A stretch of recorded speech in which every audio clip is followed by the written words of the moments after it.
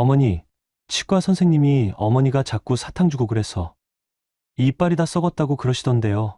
주말 저녁 따뜻한 밥상 앞에서 터져나온 말은 얼음 같았어요. 며느리 미영의 목소리가 식탁을 얼어붙게 만들었지요. 제가 몇 번이나 말씀드렸잖아요. 어머니가 옛날 사람이라고 애들도 그렇게 키우면 안 된다고요. 68 먹도록 이런 모욕은 처음이었어요. 6년 동안 제 손으로 키운 손주들이 지켜보는 앞에서 아무 말도 할 수 없었습니다. 6년. 새벽부터 밤까지 무릎이 아파도 참고 키워온 그 시간들이 한순간에 부정당하고 있었거든요. 참, 엄마도 너무 감정적으로만 그러지 말라니까. 이왕이면 요즘 방식대로 좀. 아들 도움마저 아내 편을 들며 등을 돌렸습니다. 그 순간 제 가슴에는 마지막 비수가 날아와 박히는 것 같았어요. 알겠어. 떨리는 목소리로 대답하고 자리에서 일어서는데 눈가에 뜨거운 것이 맺혔습니다. 저는 그날 밤 작은 캐리어를 끌고 집을 나서면서 혼자 중얼거렸어요. 내가 뭘 잘못했나. 하지만 그들은 전혀 몰랐습니다. 며칠 후 이 식탁을 사이에 두고 제가 전해주게 될 진실, 저를 무시한 죄의 대가, 그리고 그 대가에 대한 계산서를요. 지금 구독과 좋아요 꼭 눌러주시면 100만 채널보다 더 재미있는 이야기 시작하겠습니다. 안녕하세요. 저는 한영자입니다. 올해 68살이죠. 대구 외곽 20년 된 아파트에서 아들 가족과 함께 살고 있어요. 남편을 먼저 보내고 30년 넘게 하던 국밥집도 문을 닫았습니다. 그러고 나서는 아들네 손주 셋을 돌보는 게 제 하루 전부가 되었어요. 어느덧 6년째입니다. 새벽 5시 반이면 눈이 떠집니다. 몸이 그렇게 길들여졌거든요. 무릎이 쑤셔서 잠에서 깨는 날도 많아요. 예전엔 이런 적이 없었는데 나이가 드니까 관절이 말을 듣지 않네요. 그래도 일어나야 해요. 아이들 도시락을 챙겨야 하거든요. 부엌 싱크대 앞에 서서 냉장고를 엽니다. 태경이는 9살이라 반찬을 가려 먹고 태린이는 7살인데 당근을 싫어해요. 태호는 4살이니까 아직 어린이집 급식으로 충분하지만 그래도 간식은 따로 챙겨줘야 해요. 계란을 풀어서 마리를 붙이고 소세지를 구워서 도시락통에 정성스럽게 담습니다.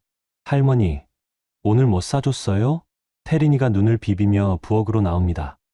잠결에도 도시락이 궁금한 모양이에요. 파자마 차림에 머리가 한쪽으로 눌려있는 모습이 귀여워서 절로 웃음이 납니다. 계란말이하고 소세지 구워줬어. 좋아하는 거지? 네. 고마워요, 할머니. 아이들이 웃는 얼굴로 고마워할 때면 피곤한 줄도 모르겠어요. 무릎이 쑤시고 어깨가 결려도 그래도 애들 곁에 제가 있는 게 나은 것 같거든요. 어린이집이나 학교 선생님들보다는 할머니가 더 세심하게 챙길 수 있잖아요. 아침 7시가 되면 전쟁이 시작됩니다. 태경이는 초등학교, 태린이는 어린이집, 태호도 같은 어린이집이지만 반이 달라요. 셋 다 시간이 제각각이라 2번을 왔다 갔다 해야 해요. 무릎 보호대를 차고 운동화끈을 단단히 매죠. 계단을 오르내리는 일이 많거든요. 예전엔 이런 게 힘든 줄 몰랐는데 요즘엔 다리가 후들거려요. 태경아, 책가방 챙겼어. 태린아, 신발 신고. 아이들을 재촉하면서도 하나하나 다시 확인합니다.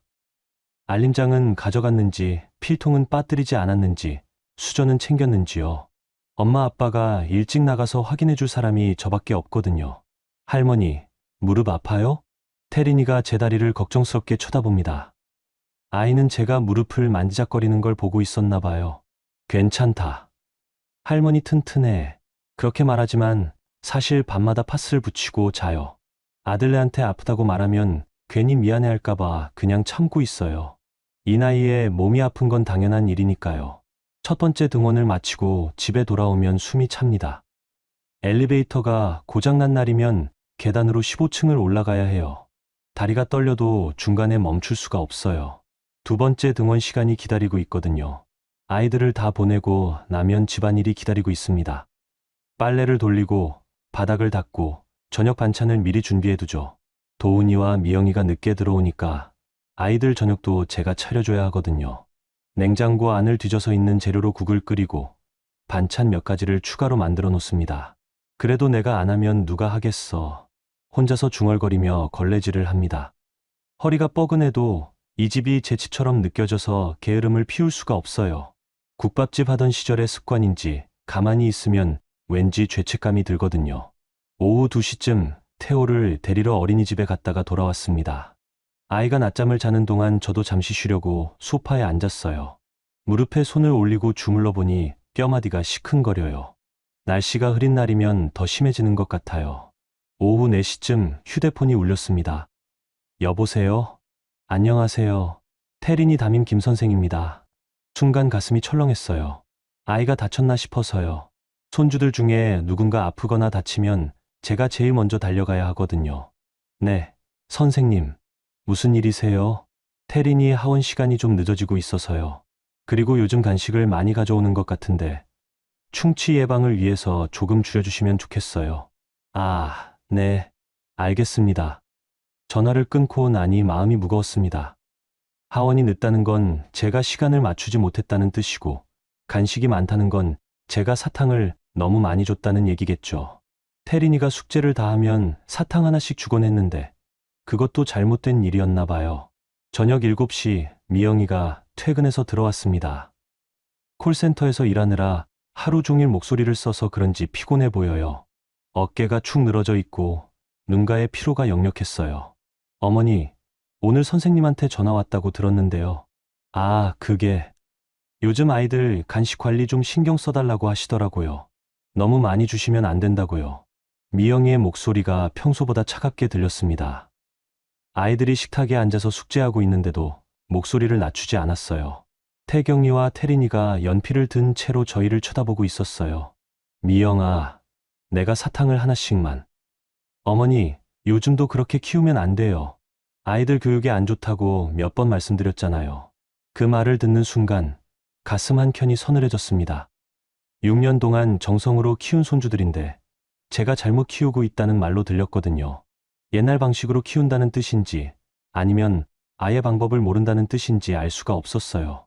알겠어. 더 이상 변명할 말이 없었습니다. 아이들 앞에서 할머니가 혼나는 모습을 보여주고 싶지도 않았고요.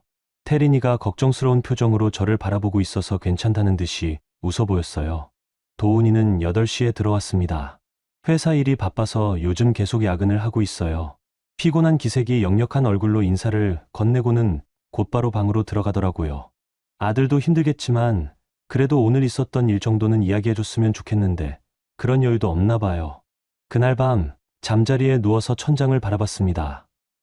무릎이 쑤시고 어깨가 뻐근하고 마음까지 무거웠어요. 파스 냄새가 코끝을 찌르는 가운데 오늘 하루가 자꾸 머릿속에서 맴돌았습니다. 내가 뭘 잘못했나? 작은 목소리로 혼잣말을 했습니다. 사탕 하나 주는 것도 잘못이고 하원 시간 몇 분 늦는 것도 잘못이라면 도대체 뭘 어떻게 해야 하는 걸까요? 예전에는 할머니가 손주 돌보는 게 당연한 일이었는데 요즘엔 그것도 틀렸다고 하니 답답했어요.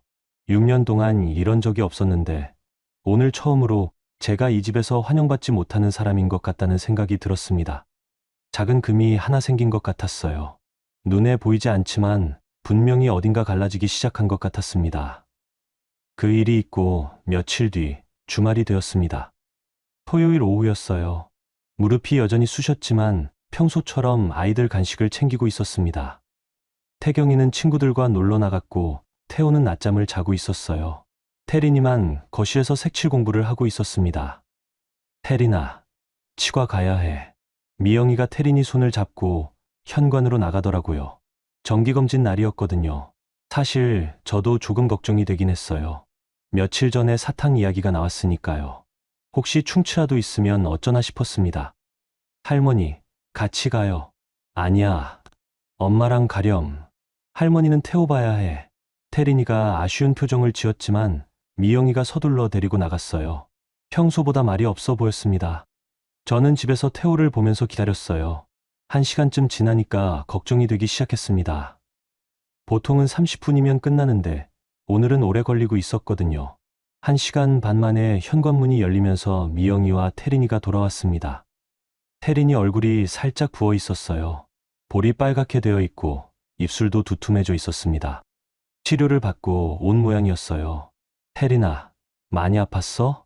아이가 고개를 끄덕였어요. 입을 벌리기도 힘들어하는 것 같았습니다. 제 마음도 같이 아팠어요. 손주가 아프면 할머니 마음도 같이 아프거든요.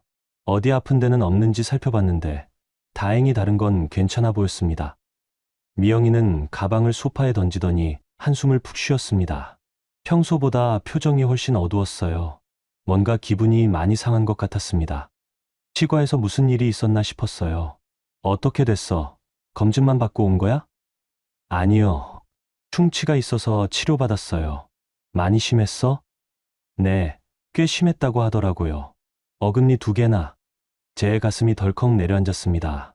충치가 2개나 있다니요. 혹시 제가 준 사탕 때문인가 싶어서 죄책감이 들었어요.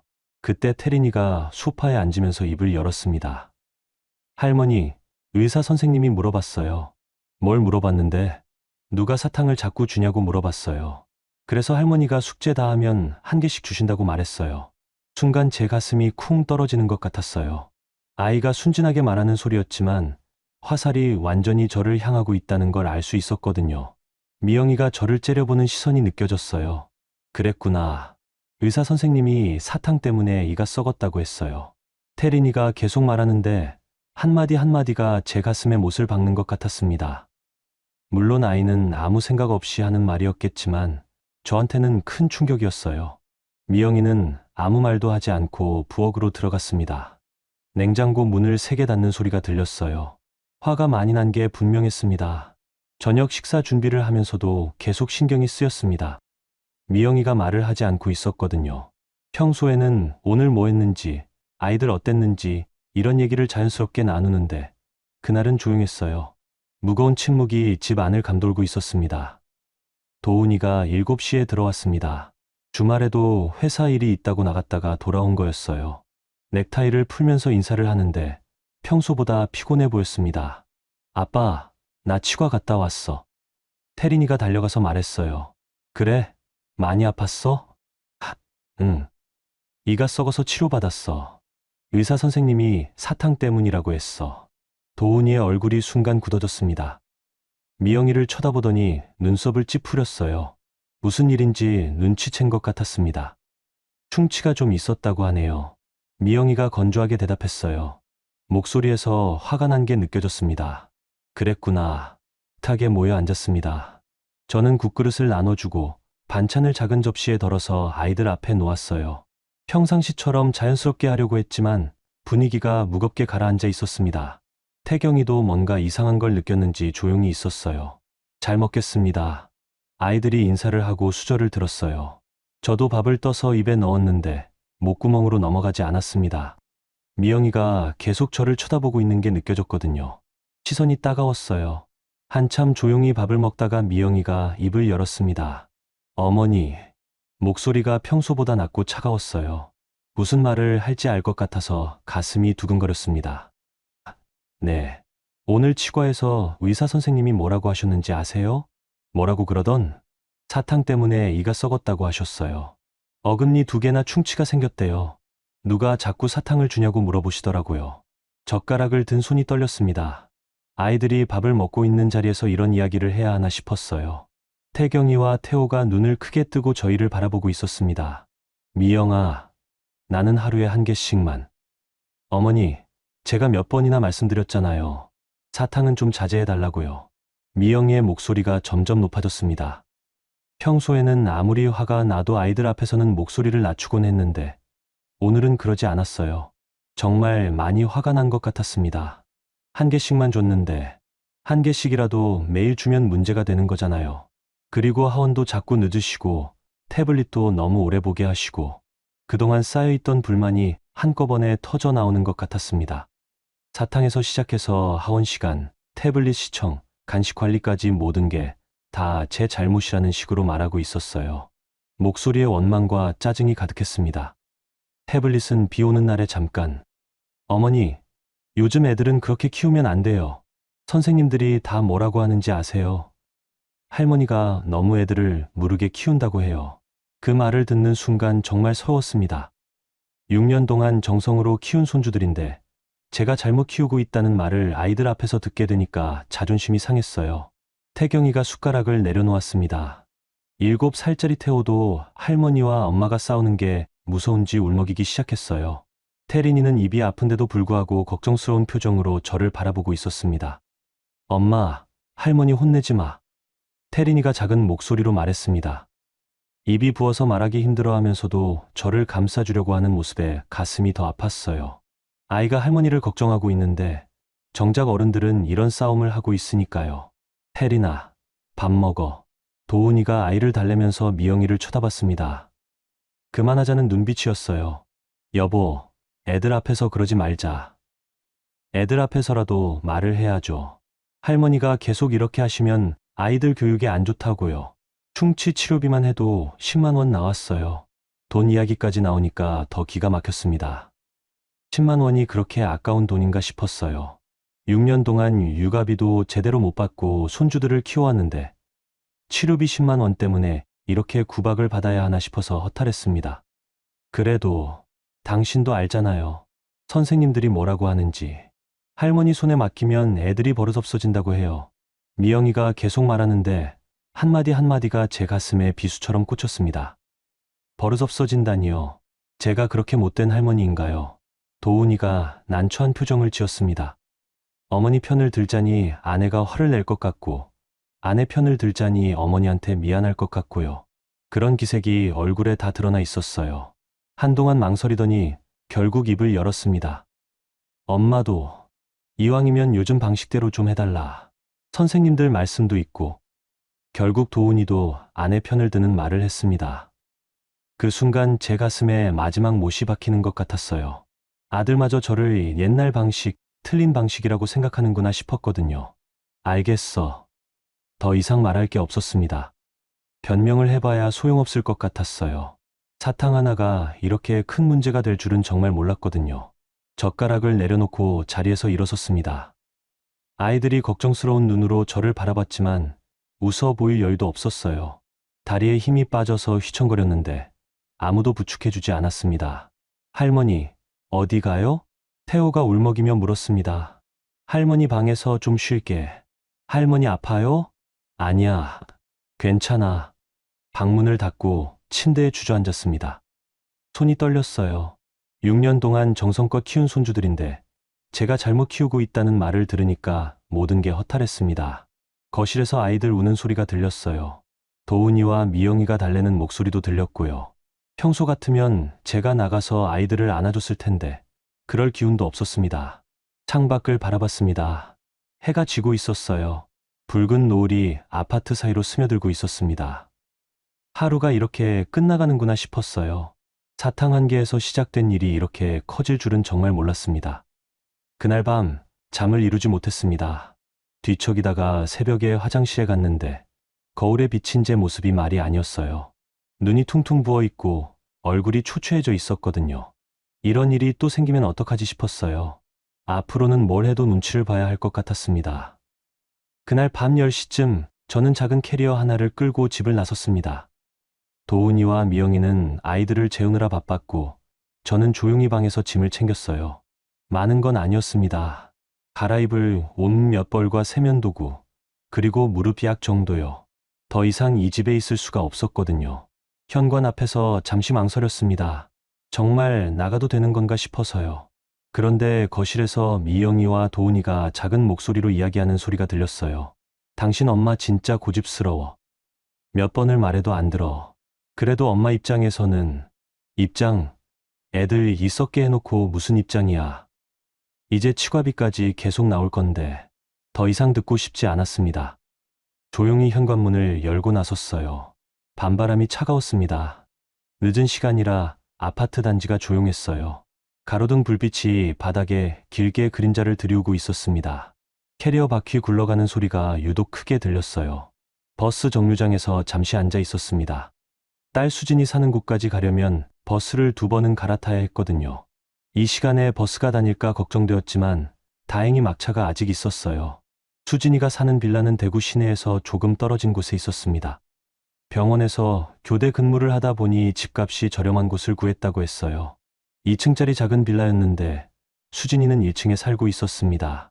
11시가 다 되어서야 도착했어요. 불이 켜져 있는 걸 보니 아직 안 자고 있는 모양이었습니다. 초인종을 누르기 전에 잠시 망설였어요. 이 시간에 갑자기 찾아가면 놀랄 텐데 싶어서요. 딩동. 누구세요? 수진이 목소리였어요. 수진아, 엄마야. 문이 열리면서 수진이가 나타났습니다. 잠옷 차림에 머리가 헝클어진 모습이었어요. 제 모습을 보더니 깜짝 놀라는 표정을 지었습니다. 엄마, 이 시간에 왜요? 무슨 일 있어요? 제 부은 눈과 캐리어를 보더니 뭔가 큰일이 났다는 걸 눈치챈 모양이었어요. 들어가도 될까? 당연하죠. 어서 들어와요. 수진이가 캐리어를 대신 끌어주며 저를 안으로 안내했어요. 작지만 깔끔하게 정리된 집이었습니다. 거실에는 수진이가 보던 책들이 쌓여 있었고 식탁 위에는 컵라면 그릇이 놓여 있었어요. 앉으세요. 따뜻한 차 끓여드릴게요. 고맙다. 소파에 앉으니 다리 힘이 빠져나갔어요. 버스를 2번이나 갈아타고 걸어서 올라오느라 무릎이 더 아팠습니다. 캐리어를 끌고 다니는 것도 힘들었고요. 수진이가 차를 끓이면서 계속 저를 쳐다봤어요. 걱정스러운 표정이었습니다. 엄마, 무슨 일 있었어요? 오빠네서 뭔 일 있었죠? 그냥 좀 답답해서 제대로 설명할 엄두가 나지 않았어요. 어디서부터 어떻게 말해야 할지 모르겠더라고요. 차, 드세요. 캐모마일 차예요. 마음이 진정돼요. 따뜻한 차를 받아들고 한 모금 마셨습니다. 목이 말라 있었나 봐요. 그제야 조금 진정이 되었어요. 엄마, 진짜 무슨 일이에요? 이 시간에 캐리어까지 들고 나오셨는데 그냥 답답해서는 아니죠? 수진이가 제 옆에 앉으면서 물었어요. 제 손을 잡는데 딸의 손이 따뜻했습니다. 수진아, 엄마가 뭘 잘못 살았을까? 갑자기 왜 그런 말씀을 하세요? 오늘 태린이 치과 갔다 왔는데 충치가 있었어. 사탕 때문에 이가 썩었다고 하더라. 그래서요? 미영이가 내가 사탕을 줘서 그렇게 됐다고 하는 거야. 아이들 앞에서 수진이의 표정이 굳어졌어요. 그게 다예요? 하원도 늦고 태블릿도 너무 오래 보게 한다고, 옛날 방식으로 키운다고 말하다 보니 목이 메었습니다. 오늘 있었던 일들이 다시 떠올라서 가슴이 아팠어요. 도훈이는 뭐라고 했어요? 도훈이도 요즘 방식대로 해달라고 하더라. 수진이가 한숨을 깊게 쉬었어요. 엄마, 나가요. 포장마차 가서 이야기해요. 여기서는 답답해요. 이 늦은 시간에? 괜찮아요. 우리 동네 포장마차는 늦게까지 해요. 수진이가 옷을 갈아입고 나왔어요. 두꺼운 패딩을 입고 목도리까지 둘렀습니다. 저도 외투를 다시 입고 나섰어요. 포장마차는 빌라에서 걸어서 5분 거리에 있었습니다. 다행히 아직 문을 열고 있었어요. 사장님이 환영하며 안쪽 자리로 안내해 주었습니다. 어머님, 딸이랑 늦은 시간에 나오셨네요. 네, 이야기할 일이 있어서요. 오뎅 국물부터 끓여드릴게요. 추우시죠? 따뜻한 오뎅 국물이 나왔어요. 김이 모락모락 올라오는 걸 보니 마음이 조금 풀렸습니다. 엄마, 이제 자세히 말해봐요. 오늘 정확히 뭔 일이 있었는지. 수진이가 국물을 한 숟가락 떠서 입에 넣으면서 말했어요. 그래서 저는 오늘 있었던 일을 처음부터 다시 이야기했습니다. 치과에서 충치 치료를 받고 온 태린이 이야기부터 식탁에서 벌어진 일까지요. 말하다 보니 또 눈물이 났어요. 6년 동안 내가 정성껏 키웠는데, 엄마, 그거 알아요? 저도 오빠한테 서운한 일 많아요. 너도? 엄마가 오빠 애들만 봐주시니까 제가 아이를 가져도 맡길 데가 없잖아요. 수진이의 목소리에 오래된 서운함이 묻어 있었어요. 수진아, 엄마가 그런 생각을 못했네. 괜찮아요. 이미 지난 일이니까. 그런데 엄마도 이제 좀 생각해 보세요. 엄마 인생이 오빠네 육아로만 끝나도 되는 거예요? 저는 대답할 말이 없었어요. 6년 동안 그것만 생각하고 살았거든요. 엄마, 솔직히 말해봐요. 지금 행복해요? 행복. 그런 건 엄마도 사람이잖아요. 손주들 예쁘긴 하지만 그래도 엄마 인생이 있어야죠. 수진이가 제 손을 꼭 잡았어요. 엄마, 국밥집 하실 때는 어땠어요? 손님들도 만나고 돈도 벌고. 그때는 바빴지만 보람이 있었지. 지금은요? 지금은 말이 막혔어요. 지금은 정말 뭘 위해 사는지 모르겠더라고요. 내가 그 집 식모냐 싶을 때가 있어. 처음으로 속마음을 털어놓았습니다. 식모요? 응. 밥하고 빨래하고 아이들 보고. 그런데 감사하다는 말은 없어. 오히려 뭘 잘못했다고 타박만 받고. 엄마. 손주들 얼굴은 보고 싶은데 이제 그 집에 내 자리가 있는지 모르겠어. 수진이가 눈시울을 붉혔어요. 엄마, 저도 그동안 많이 서러웠어요. 오빠는 엄마한테 애들 맡기고 저는 혼자 다 해야 하고. 수진아, 미안하다. 사과하지 마세요. 그게 아니라 이제는 엄마도 엄마 인생을 사세요. 내 인생? 네.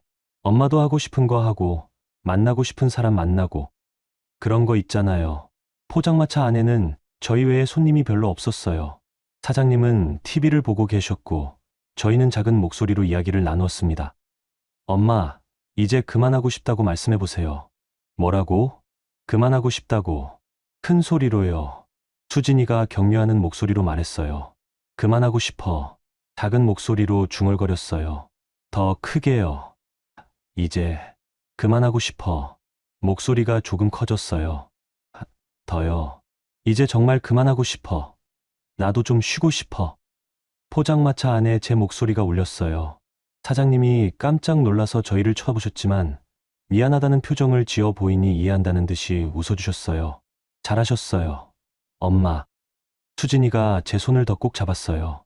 딸의 손에서 힘이 느껴졌습니다. 수진아, 엄마가 이제 어떻게 하지? 일단은 제 집에 계세요. 그리고 천천히 생각해봐요. 엄마가 정말 하고 싶은 게 뭔지. 그날 밤, 수진이 집에서 잤습니다. 오랜만에 제 걱정만 하면 되는 밤이었어요. 아이들 내일 준비하고 도시락 챙기고 그런 걱정 없이 누워있으니까 이상했습니다. 자기 전에 수진이가 말했어요. 엄마, 내일부터 뭔가 바뀔 거예요. 제가 도와드릴게요. 그 말을 듣고 나니 마음이 조금 편해졌습니다. 처음으로 누군가 제 편이 되어주는 것 같았거든요. 영자가 떠난 다음 날 아침, 아들 집은 완전히 다른 세상이 되어 있었습니다. 6시 반이 되어서야 도훈이가 부스스 일어났어요. 평소보다 1시간이나 늦은 시간이었습니다. 엄마가 새벽부터 일어나서 아이들 도시락을 준비하던 소리가 없으니까 생체 리듬이 깨진 거였죠. 여보, 애들 깨워야 하는데. 미영이도 어제 늦게 잠든 탓에 제대로 못 일어나고 있었어요. 평소 같으면 영자가 아이들을 부드럽게 깨워서 씻기고 옷 입히고 아침 먹이고 했는데 이제 모든 걸 자기들이 해야 했거든요. 태경아, 일어나. 학교 가야지. 도훈이가 아이들 방으로 들어가서 깨웠어요. 하지만 아이들은 평소처럼 쉽게 일어나지 않았습니다. 할머니는? 태경이가 눈을 비비며 물었어요. 아침에 일어나면 제일 먼저 할머니를 찾는 게 습관이 되어 있었거든요. 할머니는 잠깐 고모 집에 가셨어. 언제 와? 곧 오실 거야. 도훈이는 애매하게 대답할 수밖에 없었어요. 사실 영자가 언제 돌아올지, 정말 돌아올지도 확실하지 않았거든요. 부엌에서는 미영이가 허둥지둥 도시락을 싸고 있었습니다. 평소에는 영자가 전날 밤에 미리 준비해 놓거나 새벽에 정성스럽게 만들어 두었는데 이제 출근 준비하면서 동시에 해야 하니까 정신이 없었어요. 아, 계란이 없네. 냉장고를 뒤져봐도 계란이 떨어져 있었습니다. 영자가 항상 미리 사다 놓곤 했는데 이제 그런 세심한 관리가 없으니까 이런 일들이 생기기 시작했어요. 그냥 김치만 싸자. 오늘은 급하게 김치와 밥만 싸서 도시락을 만들었습니다. 보기에도 휑했고 영양 균형도 맞지 않았어요. 평소 영자가 만들어주던 도시락과는 차원이 달랐습니다. 엄마, 계란말이는? 태린이가 도시락통을 보면서 물었어요. 오늘은 없어. 내일 해줄게. 할머니가 해주는 계란말이가 좋은데. 아이의 말에 미영이 표정이 굳어졌어요. 아이들이 자꾸 할머니를 찾으니까 짜증이 나기 시작했거든요. 등원 준비도 엉망이었습니다. 태경이 알림장을 못 찾겠다고 하고 태린이는 신발을 신다가 울음을 터뜨렸어요. 평소 영자가 차근차근 챙겨주던 것들이 하나씩 빠지기 시작했습니다. 빨리 해. 늦겠다. 미영이가 재촉했지만 아이들은 평소보다 느릿느릿했어요. 할머니가 없는 아침이 낯선 모양이었습니다. 결국 첫날부터 등원 시간을 놓쳤어요. 태경이가 학교에 10분 늦게 도착했고 어린이집도 마찬가지였습니다. 미영이는 콜센터 출근도 늦었어요. 죄송해요. 오늘 좀 늦었네요. 어린이집 선생님께 말씀드리니 선생님이 이해한 표정을 지으셨어요. 어머님이 데려다 주시네요. 할머니는 어떻게 되신 거예요? 잠깐. 다른 일이 있으셔서요. 그렇구나. 태린이가 아침부터 할머니 찾더라고요. 집으로 돌아온 미영이는 출근 준비를 하느라 바빴습니다. 그런데 집 안이 눈에 띄게 어수선해 보였어요. 평소 영자가 새벽에 정리해 놓던 것들이 그대로 있었거든요. 설거지도 밀려 있고 빨래도 쌓여 있었습니다. 어제 저녁 식사 후에 치우지 못한 것들이 그대로 남아 있었어요. 아, 진짜.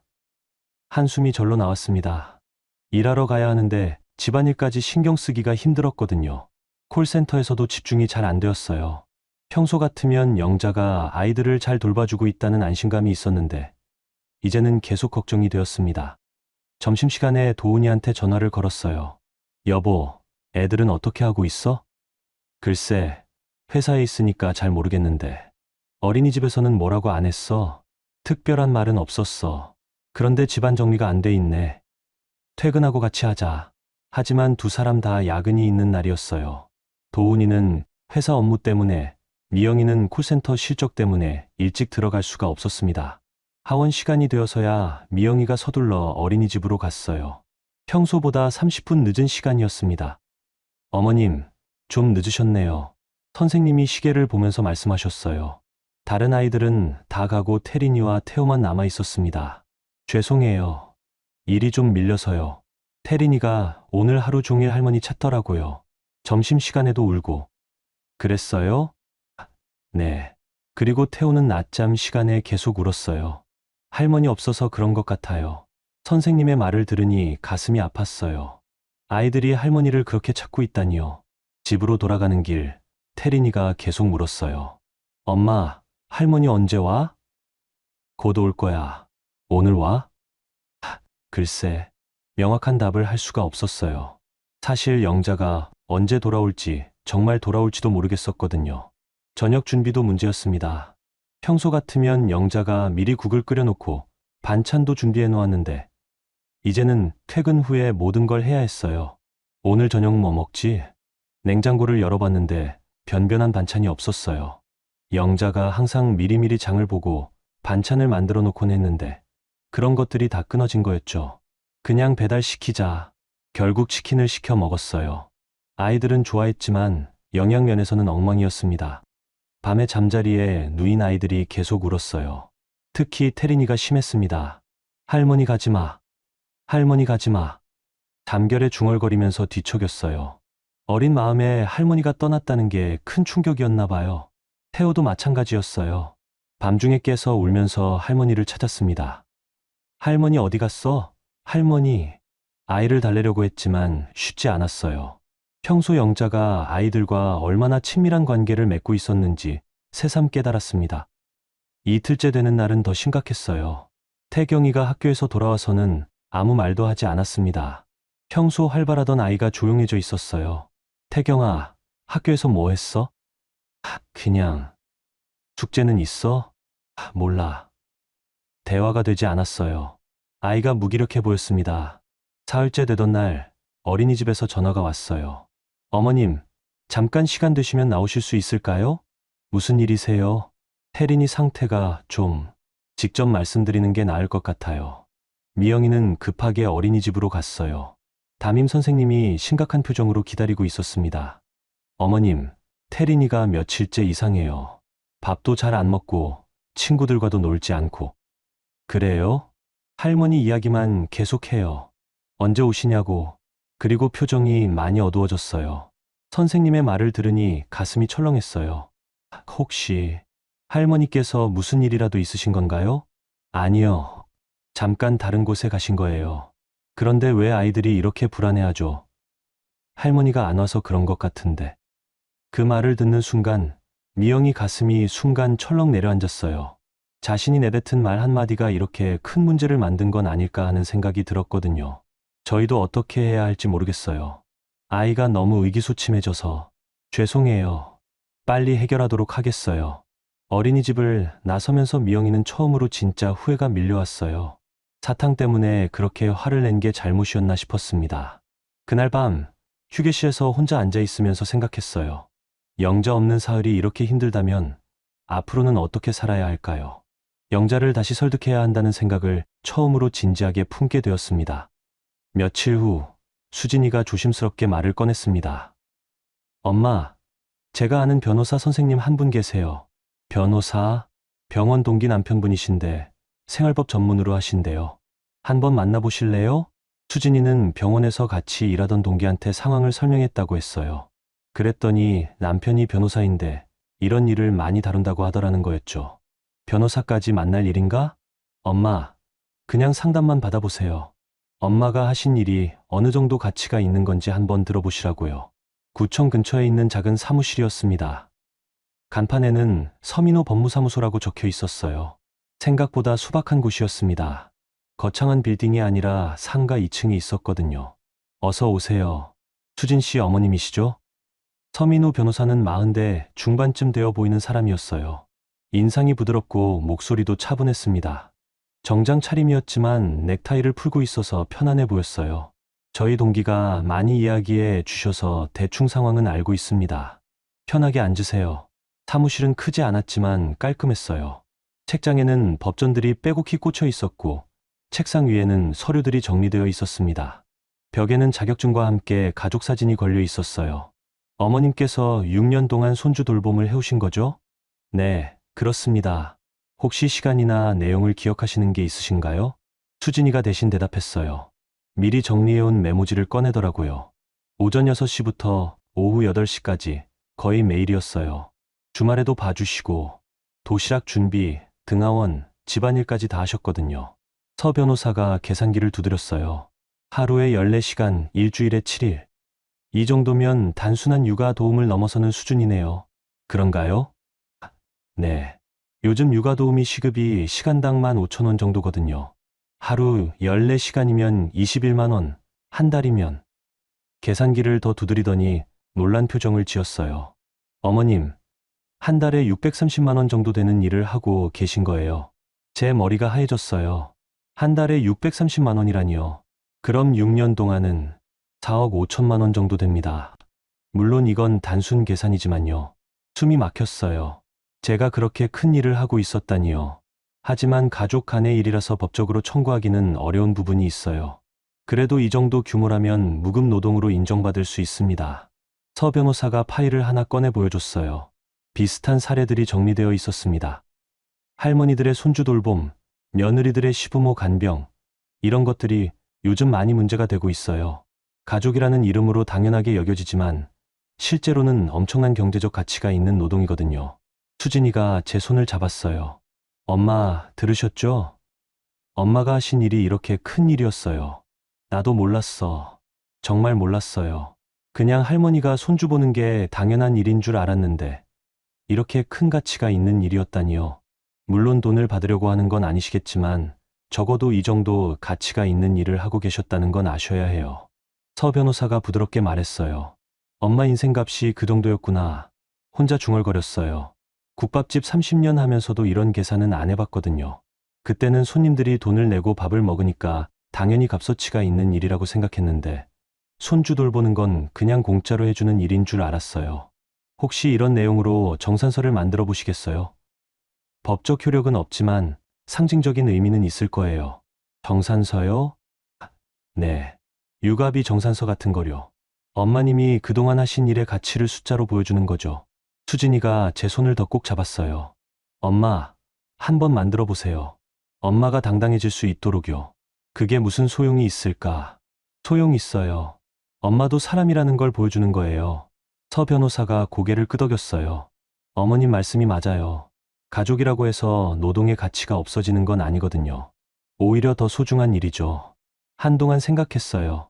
정말 그럴 필요가 있을까요? 그런데 문득 지난 며칠간의 일들이 떠올랐어요. 사탕 하나 때문에 받은 모욕, 아이들 앞에서 당한 망신, 그리고 무엇보다 제가 하는 일이 하찮게 여겨지는 현실이요. 싸우자는 게 아니에요. 그냥 나도 사람이라는 걸 알리고 싶어요. 그럼 만들어 보시겠어요? 네, 한번 해보겠습니다. 서 변호사가 미소를 지었어요. 일주일 정도 걸릴 것 같아요. 자세한 내역을 정리해서 깔끔하게 만들어 드릴게요. 사무실을 나서면서 수진이가 제 팔짱을 끼웠어요. 엄마, 잘 결정하셨어요. 그런가? 네. 엄마도 엄마 인생을 찾으셔야 해요. 그날 밤, 수진이 집에서 오랜만에 깊이 잠들었어요. 4억 5천만 원이라는 숫자가 계속 머릿속을 맴돌았지만 이상하게 마음이 편했습니다. 제가 하는 일이 정말 가치 있는 일이었구나 하는 생각이 들었거든요. 꿈속에서는 국밥집 하던 시절이 나왔어요. 손님들이 사장님 국밥 맛있어요 라고 말하던 그때처럼 누군가 제 손주 돌봄을 인정해주는 꿈이었습니다. 일주일 후 서 변호사한테서 연락이 왔어요. 정산서가 완성되었다는 거였죠. 일주일이 지난 후 미영이한테서 수진이에게 전화가 왔습니다.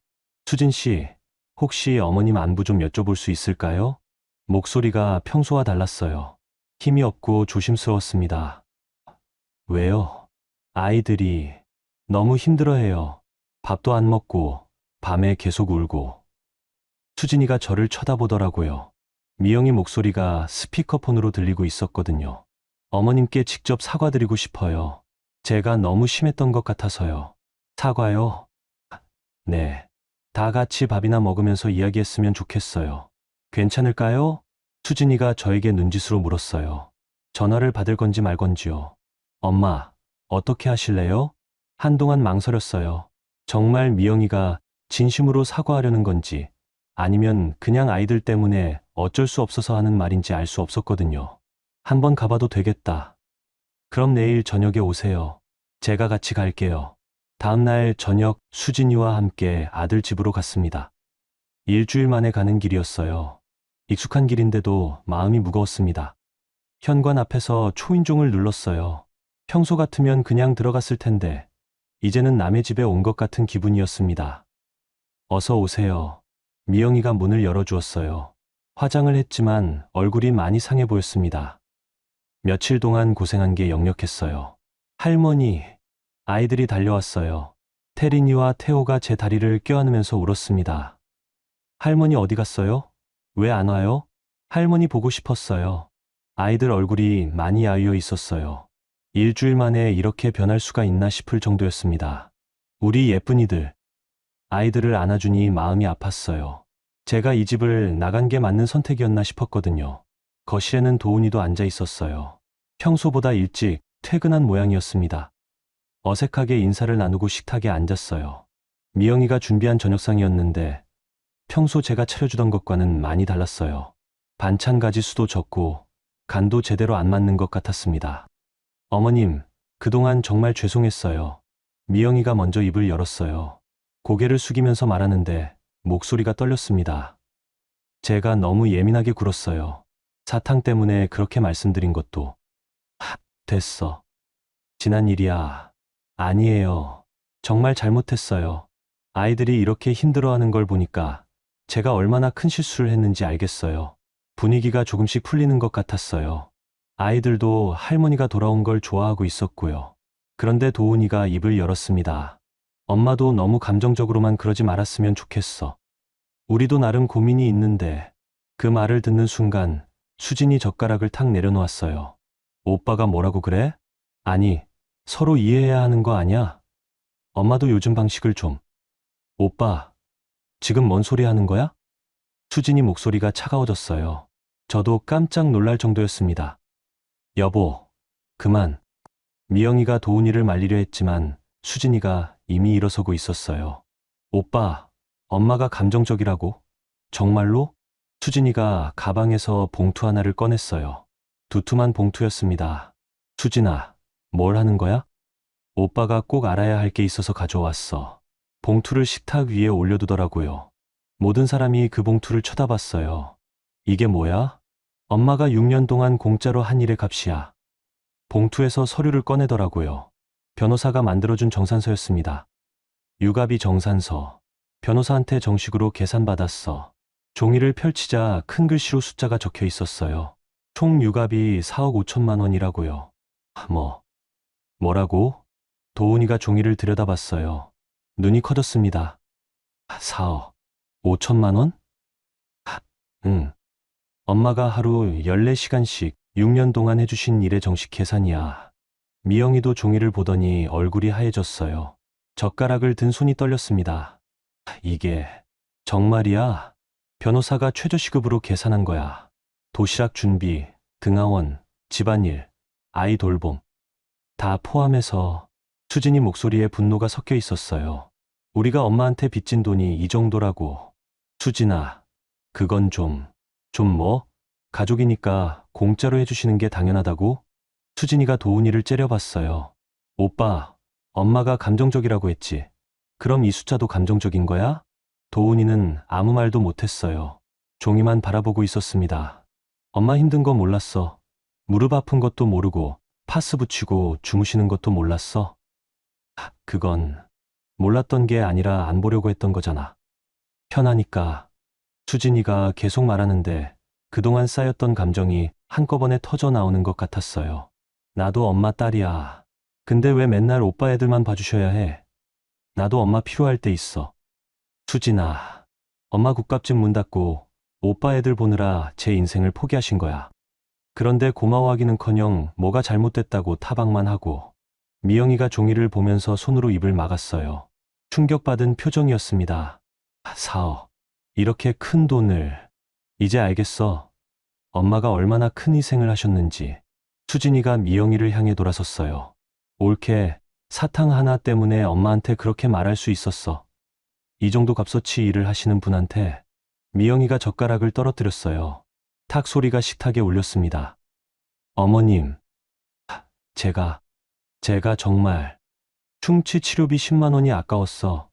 4억 5천만 원어치 일해주시는 분한테. 미영이가 자리에서 일어나더니 제 앞에 두 손을 모았어요. 어머님, 죄송합니다. 정말 죄송해요. 고개를 숙이고 계속 사과했어요. 제가 몰랐어요. 이렇게 큰 일을 해주고 계신 줄.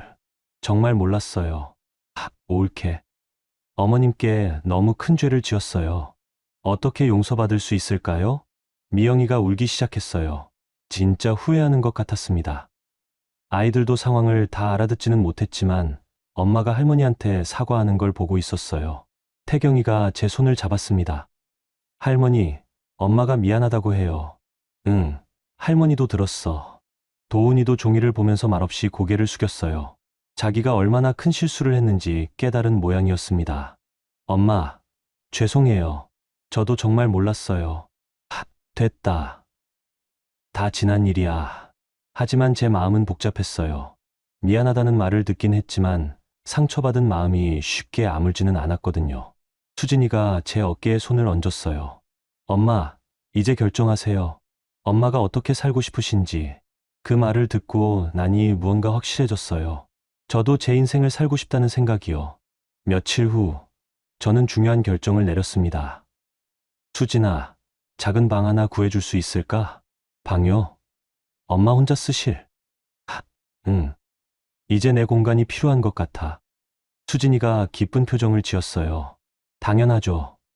제가 알아볼게요. 일주일 만에 괜찮은 원룸을 찾았습니다. 수진이 집에서 걸어서 10분 거리에 있는 깔끔한 곳이었어요. 크지는 않았지만 창이 크고 햇빛이 잘 들었습니다. 무엇보다 온전히 제 공간이라는 게 좋았어요. 엄마, 여기 어때요? 좋다. 여기로 하자. 계약을 하고 나니 마음이 홀가분했어요. 68년을 살면서 처음으로 완전히 제 이름으로 된 집을 갖게 되었거든요. 짐을 옮기는 날 도훈이와 미영이가 와서 도와주었어요. 어색했지만 예전보다는 분위기가 나아져 있었습니다. 어머님, 필요한 거 있으시면 언제든 말씀해 주세요. 미영이가 조심스럽게 말했어요. 그동안 미안했다는 표정이었습니다. 고맙다. 큰일 없으면 괜찮을 거야. 아이들이 할머니 보고 싶어 할 텐데 주말에 오라고 해. 밥 같이 해 먹자. 아이들이 저를 꼭 안았어요. 할머니, 새 집 좋아요? 응. 할머니도 이제 할머니 집이 생겼어. 자주 와도 돼요? 물론이지. 우리 태린이가 언제든 와.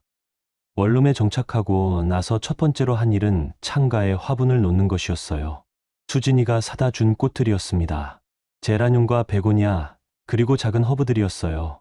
엄마, 꽃 키우는 거 좋아하셨죠? 옛날에 국밥집 앞에 화분 놓고 키우곤 했지. 그때가 그리우세요? 가끔. 그래도 이제는 새로운 거 해보고 싶어. 창가에서 햇빛을 받으며 자라는 꽃들을 보니 마음이 편해졌어요. 누군가 돌봐줘야 할 사람은 저였거든요. 이틀 후 예상치 못한 전화를 받았습니다. 영자야? 나 순자야. 김순자. 국밥집 하던 시절 옆에서 떡볶이 장사하던 친구였어요. 10년은 연락을 안 한 것 같았는데요. 순자야, 어떻게 내 번호를 수진이한테 들었어. 이제 혼자 산다면서? 하, 응. 그럼 우리끼리 만나자. 옛날 사람들 몇 명 모아서. 갑자기? 갑자기 뭘? 우리도 이제 나이 들었으니까 서로 안부나 묻고 지내자고. 다음 주 화요일 전통시장 근처 찻집에서 만나기로 했어요. 오랜만에 만나는 자리라 떨렸습니다. 약속 장소에 도착하니 이미 3명이 와 있었어요. 순자와 옥자, 그리고 미자까지요. 모두 국밥집 하던 시절 알던 사람들이었습니다. 영자야, 어머, 다들 그대로네. 서로 안부를 묻고 근황을 나눴어요. 순자는 아직 떡볶이 장사를 하고 있었고, 옥자는 작년에 가게를 정리했다고 했어요. 미자는 손주를 보느라 바쁘다고 하더라고요. 너도 손주 보느라 고생 많았겠다. 하, 응, 좀 힘들었어. 우리도 다 그래. 아들이야 좋겠지. 엄마가 애 봐주니까. 순자가 한숨을 쉬었어요. 근데 너 이제 혼자 산다며? 하, 응. 원룸 하나 얻었어. 잘했어. 우리도 이제 우리 인생 살아야지. 옥자가 맞장구를 쳤어요. 하, 맞아. 언제까지 애들 뒷바라지만 할 거야. 그날 만남이 좋았어요. 오랜만에 제 또래 사람들과 이야기를 나누니까 마음이 편해졌습니다. 손주 이야기도 하고, 옛날 이야기도 하고, 앞으로 뭘 하며 살지도 이야기했어요. 다음에 또 만나자. 하, 그래. 한 달에 한 번씩 만나자. 집으로 돌아가는 길, 걸음이 가벼웠어요. 오랜만에 웃었더니 얼굴 근육이 아플 정도였습니다. 이제야 사람 사는 것 같다. 혼자 중얼거렸어요. 며칠 후, 수진이가 좋은 제안을 했어요. 엄마, 문화센터 구경 가보실래요? 문화센터. 네. 동네에 새로 생긴 곳인데 어르신들 위한 프로그램이 많대요. 내가 뭘 배워? 그림도 그리고 요가도 하고 여행 동아리도 있대요. 반신반의하면서 따라갔어요. 문화센터는 생각보다 깨끗하고 현대적이었습니다. 로비에는 다양한 프로그램 안내문이 붙어 있었어요. 어서 오세요. 견학 오셨나요? 직원이 친절하게 맞아주었어요. 네. 어머니께서 관심 있어 하셔서요. 좋은 프로그램들이 많아요. 한번 둘러보세요. 그림 교실부터 들여다봤어요. 할머니, 할아버지들이 모여서 수채화를 그리고 있었습니다.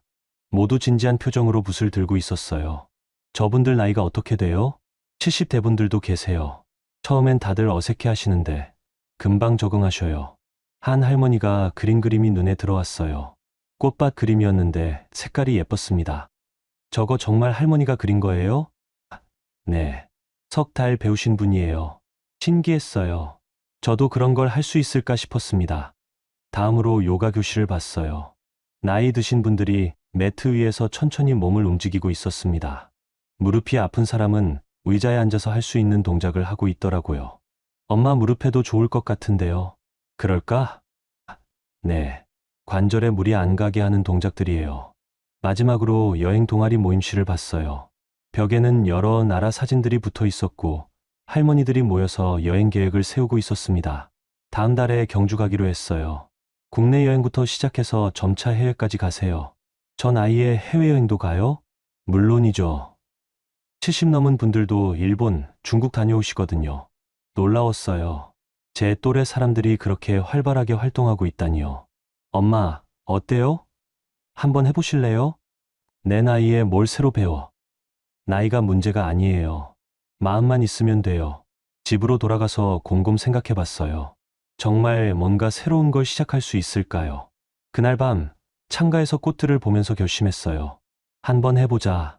다음 주부터 그림 교실에 등록했어요. 첫 수업날 손이 떨렸습니다. 어렸을 때 이후로 그림을 그려본 적이 거의 없었거든요. 처음이세요? 괜찮아요. 천천히 하시면 돼요. 선생님이 다정하게 말해주었어요. 색연필을 쥐고 종이를 바라보니 막막했어요. 뭘 그려야 할지 모르겠더라고요. 편한 걸 그리세요. 좋아하는 것, 기억에 남는 것. 문득 창가에 놓인 꽃들이 떠올랐어요. 그래서 제라늄을 그리기 시작했습니다. 선생님이 옆에서 도와주었어요. 선이 좋아요. 자연스럽게 그리세요.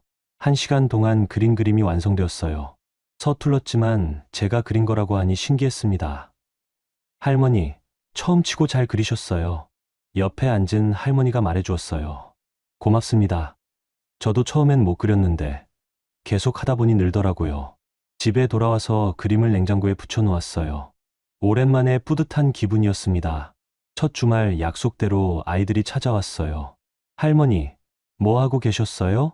그림 그리고 있었어. 그림요? 태경이가 신기했어요. 할머니도 그림 그릴 줄 아세요? 이제 배우고 있어. 봐. 냉장고에 붙인 그림을 보여줬어요. 와, 예쁘다. 아이들이 좋아해주니 더 기분이 좋았어요. 할머니, 우리도 그림 그려도 돼요? 그럼 같이 그리자. 색연필과 스케치북을 꺼내서 함께 그림을 그렸어요. 아이들은 자기들이 좋아하는 동물을 그리고 저는 또 다른 꽃을 그렸습니다. 할머니 그림이 제일 예뻐요. 우리 태린이가 그린 것도 예쁘다. 점심은 같이 만들어 먹었어요. 간단한 볶음밥이었지만 함께 만드니까 맛있었습니다. 할머니, 다음에 또 와도 돼요? 당연하지. 언제든지 와. 할머니 집이 좋아요. 꽃도 있고. 오후에 아이들이 집으로 돌아간 후 혼자 앉아서 생각해 봤어요. 이런 관계가 더 편한 것 같았습니다. 매일 부대끼며 사는 것보다 이렇게 그리워할 때 만나서 함께 시간을 보내는 게 서로에게 좋았어요. 저녁에 수진이가 들렀어요. 엄마, 어때요? 혼자 사는 거. 좋아. 이제야 좀 쉬워지는 것 같아. 다행이에요. 걱정했는데. 아이들도 왔다 갔어. 같이 그림도 그리고. 엄마가 그림 그리신다니까 애들이 얼마나 신기해하던지. 그날 밤 침대에 누워서 생각했어요. 68년을 살면서 이제야 제 인생을 시작하는 것 같았습니다. 늦었지만 괜찮았어요. 아직 할 수 있는 일들이 많다는 걸 알게 되었거든요. 창밖으로 달빛이 들어왔어요. 내일은 그림 교실이 있는 날이었습니다. 뭘 그릴지 벌써부터 기대가 되었어요. 몇 달이 흘렀습니다. 이제 제 하루는 완전히 달라져 있었어요. 아침 7시에 일어나서 창가의 꽃들에게 물을 주고 간단한 아침을 먹은 후 문화센터로 향합니다. 화요일과 목요일은 그림 교실, 월요일과 금요일은 요가 수업이에요. 버스 창밖으로 스쳐 지나가는 풍경들을 보면서 생각해요. 예전에는 이 길을 지날 때마다 아이들 등원 시간에 쫓기거나 장볼 걱정에 마음이 바빴는데 이제는 여유롭게 바라볼 수 있게 되었거든요. 이제라도 알게 돼서 다행이야. 혼자 중얼거렸어요. 68살이 되어서야 깨달았지만 그래도 늦지 않았다는 생각이 들었습니다. 문화센터 그림 교실에서는 이제 꽃만 그리는 게 아니라 풍경도 그리고 사람도 그려요. 처음엔 어색했지만 석 달이 지나니 제법 손에 익었습니다. 영자 씨, 오늘은 뭘 그려볼까요? 선생님이 물어보셨어요. 손주들 얼굴을 그려보고 싶어요. 좋은 생각이에요. 기억 속 얼굴을 그려보세요. 색연필을 들고 스케치북을 바라봤어요. 태경이, 태린이, 태호의 웃는 얼굴이 떠올랐습니다. 예전처럼 매일 보지는 않지만 더 소중하게 느껴지는 얼굴들이었어요. 그림 수업이 끝나고 라면 같은 반 할머니들과 차 한잔하는 게 일과가 되었어요. 모두들 비슷한 이야기를 갖고 있었습니다. 나도 며느리한테 치이고 살았는데 이제는 내 인생 찾았어. 맞아. 왜 진작 생각을 못했을까? 서로의 이야기를 나누면서 위로도 받고 용기도 얻었어요. 저 혼자만 그런 어려움을 겪었던 게 아니라는 걸 알게 되었거든요. 주말이면 아이들이 찾아와요. 이제는 규칙이 생겼어요. 토요일 오후 2시에 와서 5시에 돌아가는 거예요. 그 시간 동안 함께 요리도 하고 그림도 그리고 이야기도 나눕니다. 할머니, 오늘은 뭐 해줄 거예요? 김밥 만들어 볼까? 좋아요. 아이들과 함께 김밥을 싸면서 이야기를 나눠요. 학교에서 있었던 일, 친구들 이야기, 요즘 재미있게 본 만화 이야기까지요. 예전처럼 재촉하지 않으니까 아이들도 더 편하게 얘기하더라고요. 할머니는 요즘 뭐 하세요? 그림 그리고, 꽃도 키우고, 친구들도 만나고 그래. 할머니도 친구 있어요? 그럼. 할머니도 친구 많아. 아이들이 신기했어요. 할머니도 자기만의 생활이 있다는 걸 처음 알게 된 것 같았습니다. 오후 5시가 되면 아이들을 데리러 도훈이나 미영이가 와요.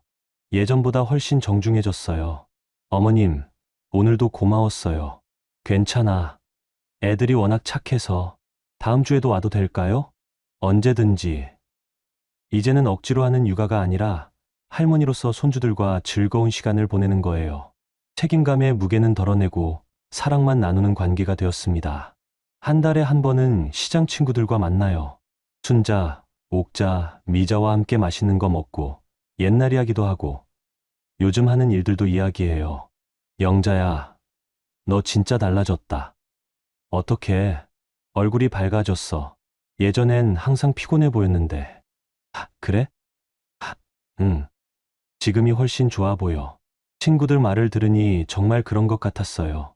거울을 보면 예전보다 표정이 편해져 있었거든요. 어느 날 문화센터에서 여행 동아리 모임에 참석해봤어요. 다음 달에 경주로 1박 2일 여행을 간다는 거였어요. 영자 씨도 같이 가실래요? 나도 갈 수 있어요? 물론이죠.